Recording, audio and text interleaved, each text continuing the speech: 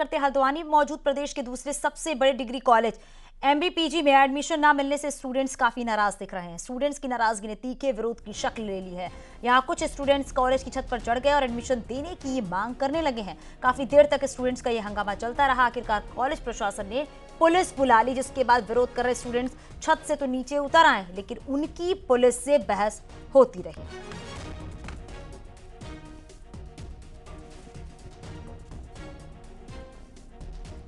छात्र अपने अधिकारों के लिए आज यहाँ पे सारी लड़ाई लड़ने के लिए यहाँ पे आगे आए, तो वही सरकार और पुलिस द्वारा और ये कॉलेज प्रशासन द्वारा पुलिस को इस कॉलेज के क्या हम गुंडे हैं, क्या आतंकवादी हैं, हम अपना प्रवेश मांग रहे हैं इस कॉलेज के अंदर के शिक्षा का अधिकार हमें नहीं है। देहरादून से बड़ी खबर मिल रही है, जहां पर सीएम धामी ने ग्लोबल इन्वेस्टर समिट में हुए एमओयू की ग्राउंडिंग को लेकर समीक्षा बैठक बुलाई है। सीएम धामी ने शाम 5 बजे सचिवालय में सभी विभागों की मीटिंग बुलाई है और इस बैठक में एमओयू की ग्राउंडिंग को लेकर समीक्षा करेंगे।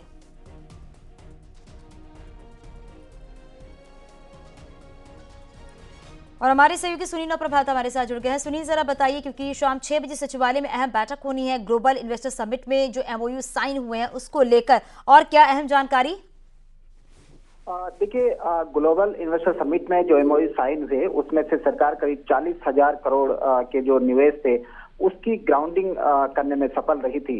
राज्य सरकार उसके बाद लगातार इन सभी को फॉलो कर रही है कि जो एमओयू साइन हुए, जिनकी ग्राउंडिंग यहाँ पर होनी थी, उसको लेकर आज सभी विभागों की मीटिंग मुख्यमंत्री ने बुलाई है। सचिवालय में शाम 6 बजे से ये मीटिंग होगी और जो जिन जिन एमओयू की ग्राउंडिंग होनी थी उनकी अभी तक क्या प्रोग्रेस रिपोर्ट है उसको मुख्यमंत्री आज यहाँ पर समझेंगे, अधिकारियों से बातचीत करेंगे और जो एमओयू साइन हुए हैं उस दिशा में अभी कितना आगे जाकर काम हुआ है इस पर भी आज की मीटिंग में विचार होगा। खासकर सरकार ने टारगेट किया है कि जितने भी एमओयू साइन हुए हैं उनको जल्द से जल्द जमीन पर उतारा जाए। खासकर इस वित्तीय वर्ष में कम से कम 30 से 40% जो एमओयू हैं उन पर काम शुरू कर दिया जाए। जी बिल्कुल, क्योंकि ये मीटिंग कई लिहाज से काफी अहम मानी जा रही है।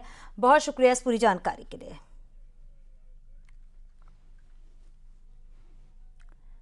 देहरादून में राज्य स्तरीय खेल महाकुंभ 2023 की शुरुआत हो गई है। सीएम पुष्कर सिंह धामी ने खेल महाकुंभ का शुभारंभ किया। खेल महाकुंभ में एथलेटिक्स के साथ 15 खेल होंगे, जिसमें न्याय पंचायत से लेकर राज्य स्तर तक के खिलाड़ी अपने दम दिखा रहे हैं। वहीं सीएम धामी ने खिलाड़ियों का हौसला बढ़ाया है। सीएम धामी ने कहा कि राज्य में खेलों को बढ़ावा देने के लिए सरकार लगातार काम कर रही है। हमारे सामने 2 लक्ष्य हैं। पहला लक्ष्य है कि उत्तराखंड में जो आयोजित होने वाले राष्ट्रीय खेलों को पूरी तरह से सफल और ऐतिहासिक बनाया जाए।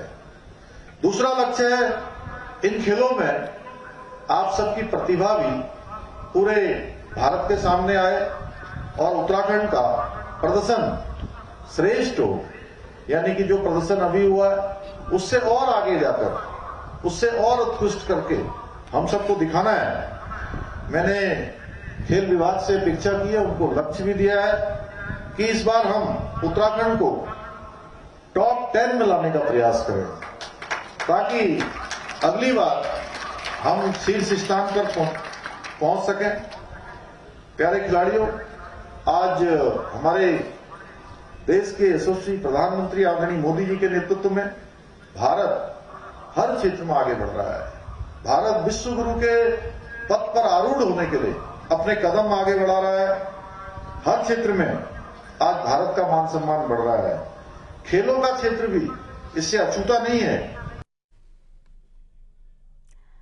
देहरादून से खबर मिल रही है, जहां बीजेपी मिशन 2024 की तैयारी में जुट गई है और सम्मेलनों के बाद अब वो वोट शेयर बढ़ाने पर मंथन कर रही है। जिसके बाद अब आपको बताते चलेंगे, गढ़वाल और कुमाऊं में सम्मेलन के बाद पार्टी सांसदों के प्रवास को लेकर विचार कर रही है। बीजेपी पीएम मोदी के दौरे के बाद जीत को लेकर आश्वस्त नजर आ रही है। वहीं प्रदेश अध्यक्ष महेंद्र भट्ट का कहना है कि हम वोट शेयर बढ़ाने पर काम कर रहे हैं।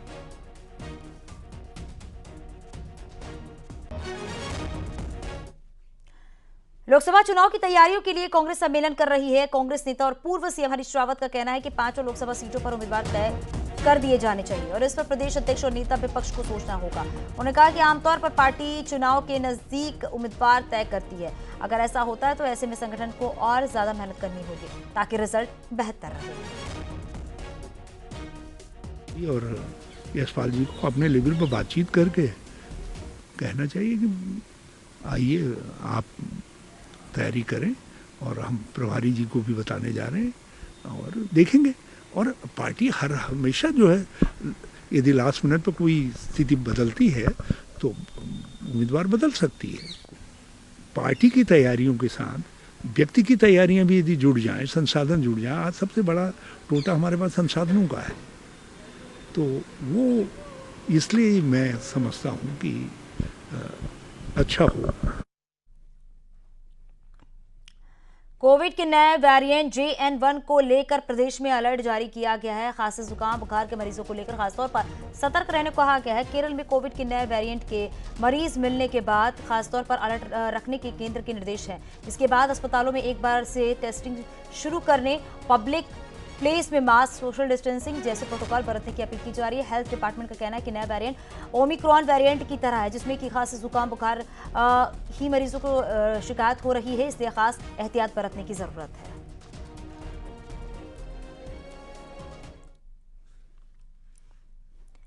इन्वेस्टर समिट के दौरान शिक्षा विभाग ने 2000 करोड़ के MOU साइन किए थे, जिसके तहत प्रदेश में श्रीनगर, नैनीताल में भी स्कूल खोलने की तैयारी है। 2024-25 में जिन स्कूलों ने अपने काम शुरू करने को कहा है, वहां के लिए अब शिक्षा विभाग ने भी काम करना शुरू कर दिया। समग्र शिक्षा परियोजना निदेशक का कहना है कि पहाड़ों में लैंड बैंक एरिया में जमीन की तलाश की जा रही है। कोशिश यही है कि जल्द से जल्द काम शुरू हो जाए। देखिए, जो स्कूल एजुकेशन है उसमें हमारे 24 MOU कुल मिला के हुए हैं। जो प्राइवेट हमारे जो स्कूल्स कहिए या ऑर्गेनाइजेशंस कहिए या उनकी सोसाइटीज़ कहिए, तो उनसे MOU हुए हैं और वो लोग उत्तराखंड में आके डिफरेंट प्लेसेस में स्कूल्स खोलेंगे। उसमें उन्हें हामी भरी है। टोटल 2000 करोड़ रुपए के हमारे MOU उसमें हुए हैं। चमोली से खबर मिल रही है, यहां पर बाजपुर के बाद बद्रीनाथ हाईवे पर पहाड़ी टूटे से मलबा आने से सड़क बंद हो गई है। राहगीरों की सुरक्षा को देखते हुए सड़क को बंद कर दिया गया और मौके पर पुलिस ने पहुंचकर राहगीरों को पोठियाल नंदप्रयाग सड़क से आवाजाही करवाई है। सड़क से मलबा हटाने का काम किया जा रहा है।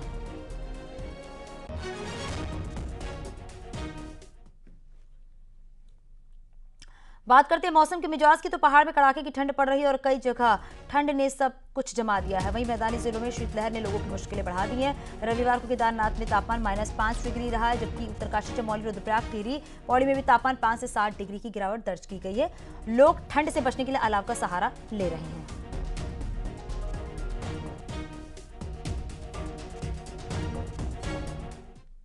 सीएम पुष्कर सिंह धामी के आदेश के बाद भी नैनीताल में अलाव नहीं जल सके हैं, जबकि नैनीताल में सुबह शाम कड़ाके की ठंड पड़ रही है। हालांकि दिन के वक्त मौसम साफ और धूप खिलने से राहत है, मगर सुबह शाम ठंड होने से पर्यटक काफी परेशान हो रहे हैं। पालिका अब भी अलाव के इंतजाम नहीं कर सकी है, तो लोग ठिठुरन में मजबूर हैं।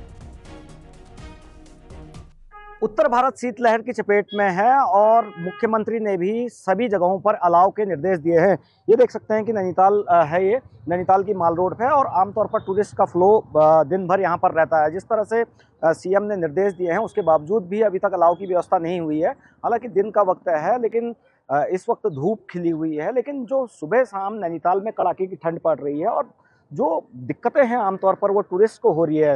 लेकिन जिस तरह से सरकार इस बात को कह रही है, सारे डीएमओ को निर्देश जारी किए हैं कि अलाव की व्यवस्था करें और लगातार जो अलग अलग नगर पालिकाएं हैं, नगर निगम हैं, उनको कहा गया है कि आप अलाव की व्यवस्था करें। लेकिन बावजूद इसके 3 से 4 दिन सीएम ने इस ऑर्डर को कर दिया है। आज तक नैनीताल में अलाव की व्यवस्था नगर पालिका नहीं कर पाई है।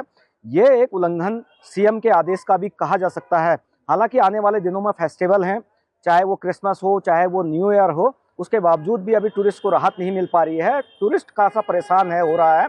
तो ये कहा जा सकता है कि अगर नगर पालिका यहाँ पर अलाव की व्यवस्था करती है नैनीताल के तमाम इलाकों में, तो उससे राहत स्थानीय लोगों के साथ साथ जो टूरिस्ट है उसको मिल सकता है। वीरेंद्र बिष्ट, न्यूज 18, नैनीताल। बद्रीनाथ धाम में कड़ाके की ठंड के बीच मास्टर प्लान के काम जारी हैं। पहले और दूसरे चरण के लिए कार्य किए जा रहे हैं। पहले चरण में बद्री झील और शेष नेत्र झील का सौंदर्यकरण के साथ साथ अराइवल प्लाजा, लूप रोड आधुनिक तकनीक से युक्त अस्पताल बनकर तैयार हो चुके हैं। दूसरे चरण में अलकनंदा नदी के सौंदर्यीकरण का काम भी चल रहा है। हालांकि ठंड में कार्य जरूर प्रभावित हुए हैं, लेकिन बद्रीनाथ धाम में लगातार मशीनों के द्वारा काम किया जा रहा है। धाम में लगभग 350 मजदूर भी मास्टर प्लान के कार्यों में लगे हुए हैं।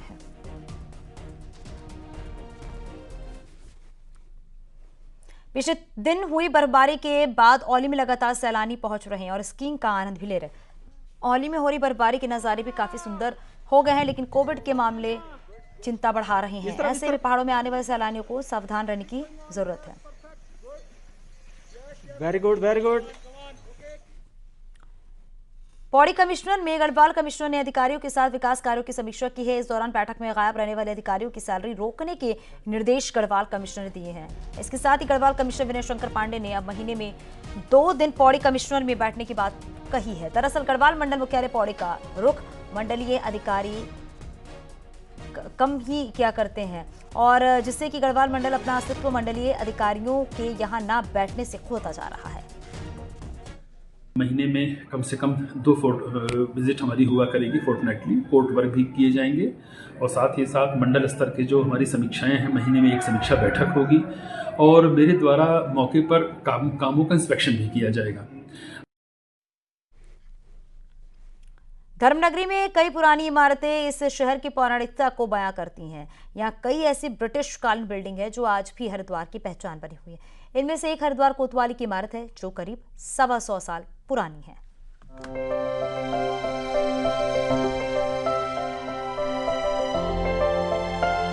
हरिद्वार नगर कोतवाली की बिल्डिंग प्रदेश के सबसे पुराने पुलिस थानों में से एक है। आजादी से पहले अंग्रेजों ने यहाँ कोतवाली बनाई थी और तब से यहीं से हरिद्वार की कानून व्यवस्था पर नियंत्रण रखा जा रहा है। हरिद्वार कोतवाली की इमारत की बनावट काफी खास है। 30 कमरों वाली इमारत अंदर और बाहर से आलीशान नजर आती है। बिल्डिंग की बनावट बहुत बढ़िया है, मजबूत बनी हुई है। इसके निशान तो यही है कि ये इसकी जितनी भी लिस्सी है या प्लास्टर है वो सब चूने से है, सुर्खी से है। उस समय सीमेंट नहीं होता था जबकि ये बनी हुई है, अंग्रेजों के समय में बनी है ये। हाथों के साँचों से बनी ईंटें और चूने की चिनाई से बिल्डिंग तैयार की गई है, लेकिन समय के साथ ही इमारत के कई हिस्से जर्जर हो रहे हैं।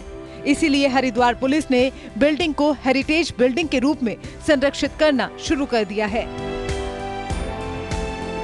बनी थी कि इस पूरी बिल्डिंग को हेरिटेज बिल्डिंग के तौर पर आगे विकसित किया जाएगा। इसी संबंध में कुछ जो भोजनालय है या ऊपर शेड का जो कार्य है वो अभी प्रभारी निरीक्षक द्वारा इसमें कराया गया है। उसके बाद आगे की जो प्रक्रिया में इस पूरी बिल्डिंग को नए सिरे से नए फसाड के साथ डेवलप करने का प्लान है। ब्रिटिश कालीन ये इमारत 1 सदी से ज्यादा के कालखंड से कई घटनाओं की साक्षी है। गुलामी से आजादी का प्रशासन, शहीदों की शहादत और कुंभ मेले जैसे कई बड़े धार्मिक आयोजनों की साक्षी हरिद्वार कोतवाली की इमारत को आज धरोहर के रूप में सहेजने की जरूरत है। न्यूज़ 18 के लिए हरिद्वार से पुलकित शुक्ला की रिपोर्ट।